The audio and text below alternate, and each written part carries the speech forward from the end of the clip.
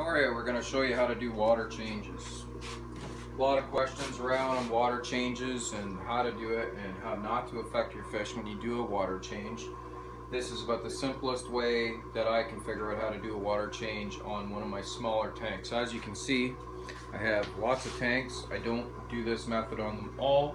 Over on this wall over here, I have a python, a 50-foot python, and I do it direct out of the top quite often. The way I'm going to show you right now is how to do a water change without having to add chemicals to remove the chlorine. If you see down here, I have 3 buckets. They're about 3-gallon buckets. I keep an aerator running in them, and I set the temperature about 5 degrees warmer than I really want it, because I give it a few hours for the chlorine to dissipate. Probably doesn't get rid of it all. It takes 24 hours for chlorine, but it gets much better.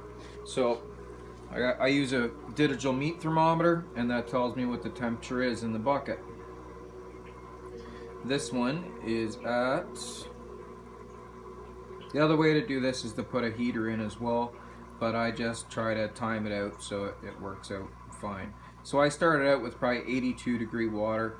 This fish room's about 75 degrees, and this water is now at 78.4. It's very important to get your temperature fairly close, within 1 or 2 degrees to the temperature of your tank. So I'm looking for 78 degrees. And this tank is sitting at 77. So I'm only doing about 10% water change, so it's really not going to affect it that much being off by 1 degree. Right now I take these all off. This tank here is a guppy grow out tank and a bristlenose pleco grow out tank. So it gets quite dirty. I overfeed it, but I do a daily water change on the tank. So for this one, I'm not going to use the python. I'm just going to use a siphon and a bucket.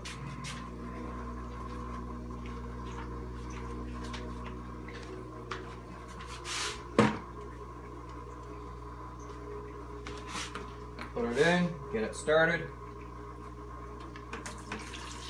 Now you have to be very careful not to suck up the baby guppies. The plecos are generally smart enough to get out of the way and strong enough swimmers that they don't get sucked up. But I try to get all this dirt out. This is just from one day.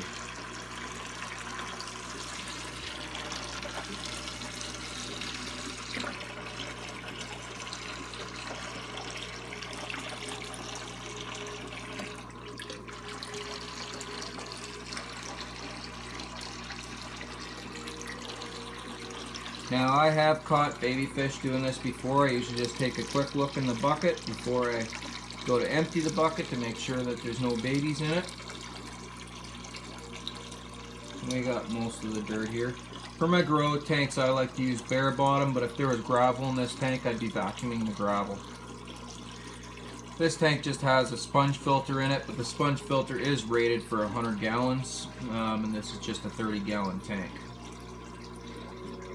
We'll bring it down to about here, pull it out, get the duckweed all over yourself because this stuff just goes everywhere. Try to get most of the water out.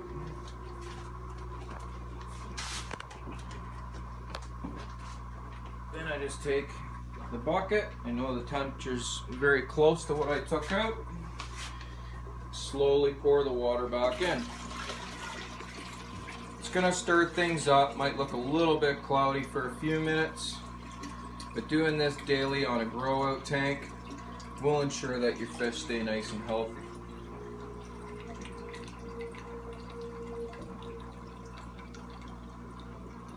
One thing to ensure is that your heater, if it is a submersible heater, it stays completely underwater when you do this. If not, you can overheat the heater and you'll burn it out. That's why I keep my heater so close to the bottom on its side, so I don't have to worry about that. Put my little makeshift lids back on and my light, and there you have it. A healthy grow out tank. See all the baby plecos everywhere? Guppies. Nobody's stressed out. They're just looking to see if they got any food kicked up to them. There you go. Hope this helps if you're new to aquariums. Very simple method of doing a water change. Thanks for watching.